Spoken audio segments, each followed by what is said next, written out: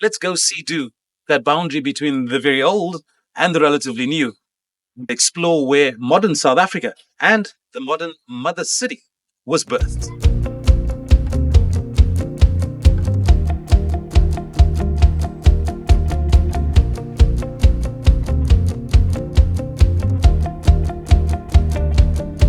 Come along, we are free-spirited people. Did you know that we are all just equal? Did you know, did you know, did you know that love is much cheaper? Oh, much cheaper.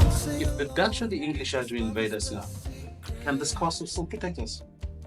I don't think so, because they can even blow it up with social media. You know, they have virtual blow-ups of the castle. No, I hear what you're saying, and I think it's a relevant question. As a bricklayer's son, this thing is built to last. I'm thinking back to this 17th century, the 18th century. This was Cape Town. This was this was it. And if you go to that front court here, the entire city would convene in that little court here. And what in terms of safety and security, you can only have 1,800 people in there. Shows you how small Cape Town, the Cape of Good Hope was at the time, and how it's grown around this novel point. And you're talking about the highest landmark in the entire country for that matter. I don't know, my forefathers maybe in Mapungubwe, because there were no boundaries that time. So you can't say country because there were no boundaries. Maybe they were higher, the Zimbabwe ruins were higher, but at that stage, at the southernmost tip of Africa, where Achumau, Pretoria and Durban roamed, this was the highest for about 150 years. Captain's Town, and deliberately so, because the Dutch built this as a shipping station, as a halfway station to overlook where the enemies come from, because Europe was at war. In the 17th century, Europe was at war. But it was never actually, got engaged in any way. The castle was never actually used in its full capacity as a fort, as a protection of the city. Partly as a result of how the European colonial masters signed truces. You know, the different Nantes, the different truces, Versailles, where the colonializers, the settlers, agreed how they would, in the scramble of Africa, how they would divide it. So there was no need to attack the castle. But also partially because of the changing role of the castle, because it became the seat of government, it became the seat of the military, all of that. So I don't think the original reason why the castle was built was fulfilled, was needed, was required in there. Everything that you find in a city today was in this castle. So if you look at the mall, any mall, that was essentially a mall. Everything was contained in here. This is the first mall in Africa. I would say, we can easily rebrand it as the first mall in Africa. What an idea.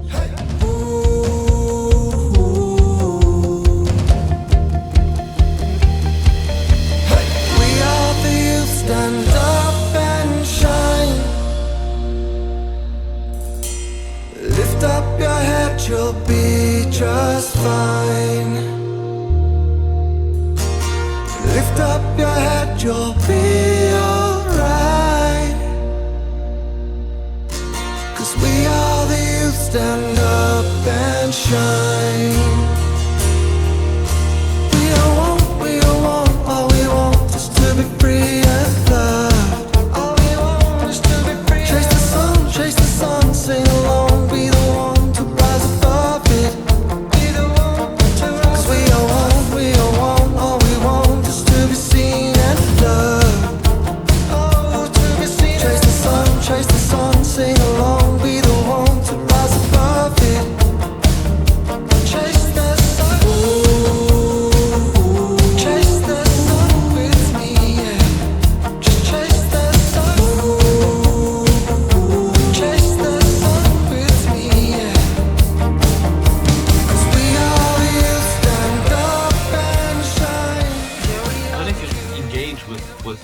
Dutch and English tourists who come into the house. Do they say anything when they come in here and they realize that this is as much part of their history as ours? it's a very complex question, and and I normally get the difference between the one former colonizer and the other former colonizer. The Dutch is more open for conversation on the reworth, rethink, restitution. The English is quite contained, so it's difficult conversations. Sometimes it's confrontational, but necessarily so. The main searches was spices, silks, and porcelain. Believe it or not, spices back then was considered to be more valuable, more precious than gold and diamonds. Why? Because it was only the kings and queens who could afford it. Actually, there's a saying that was started by the Dutch, later stolen by the Afrikaans-speaking people of South Africa. They would say, if something is very, very expensive, they would call it peper duur. In English, pepper expensive. Where I'm from, we have another saying, but that one I'll keep to myself. I can lose my job right now. Lift up your head, you'll be just fine. Lift up your head, you'll be just fine. Lift up your head, you'll be alright. What's the coolest thing that you've hosted here? I would say the MCQP, because there was such a lot of aggro around that event. From it for me, it blew up the contradictions in our society, because this is portrayed as a liberal part of the world of South Africa, but you saw the underlying conservatism coming through, and everybody talks about intersectionality. You are oppressed as a black person, as a woman, as your sexuality or your class. But when you demonstrate it, it's nice to talk theory about decolonization, metaphorically of a thing. But when it happens, it even landed up in Parliament asking me questions. Why did you allow these things here, etc. You've broken the barrier, and now it's just forging ahead. Is it really haunted? I am a spiritual being. I won't tell you that, but I've never experienced in my over a decade here any of that. But that I cannot deny from other people who say that they've seen this lady, they've seen this dog, they've seen this. Oh, what's his name again? Ches. What's his name? The dog Chili or Ches? Whatever the dog. The one went deaf after a while. Yeah, they've seen the rondganger, the guy who hanged himself, and they see him on where you walked earlier. They see them there. I can't deny people have the spiritual in-tuneness to see that. Who am I to say that those things don't exist? Well, you're the CEO of the castle. You're exactly the one to say that it isn't. You've been here for 10. Have you been in the space at night? Nice. Yeah, because most of our events are at night. So I sit here maybe till 12 o'clock, 1 o'clock. Not when there's lots of people around, just moving around quietly by themselves. Only once, and I haven't seen anything, but many tourists. And you know what that scares me, what I almost can confirm, that people independently of each other point out the places of wonders. Why should people go do the castle? First of all, every act, every enactment, every piece of land that belongs to whoever, were the legislation or the laws that governs the present day were all written in this castle. So if they just come back to, if they swear, restitution, they didn't pay my restitution money or whatever, the original laws that determines where we live today, what we do today, the universities, whatever, but most of them, I would say 80 to 90% were written in the castle. So if people, South Africans, want to come back to the origin of it all, they have to come here. But secondly, in the decolonial layers, the past 10 years or 15 years, if they want to say people who were written out of history, who were silenced out of history, who were just basically ignored of our history, is starting to reclaim this space as their own. Because if you look at blocks of the castle, surely a few scurvy white settlers could not have picked up those blocks. It would have been the hands of enslaved people, the blood and the sweat of the tears of those enslaved people.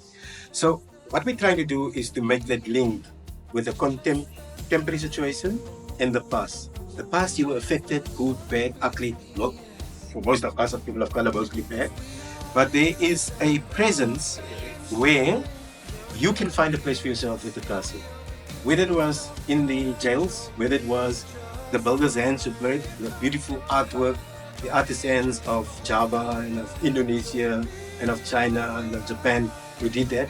There is a history for you. Or the religious people who were banished here, Tuan Guru, the Imams of Makassar there and Makassar here. That is how we reposition and people have to come here. Because I think you can go on the tour, but if you go and visit every open door and reflect, it's where you will find yourself in inner peace. Or the suppressed anger that you have in there maybe can be let out in a space like this.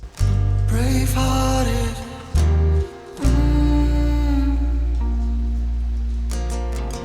Brave-hearted, brave-hearted, brave-hearted.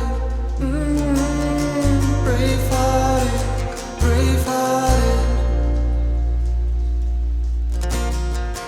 Brave-hearted, brave-hearted. And yet you insist that this place is not haunted either with what you just said. Maybe it's haunted, maybe the hauntedness is contained built in.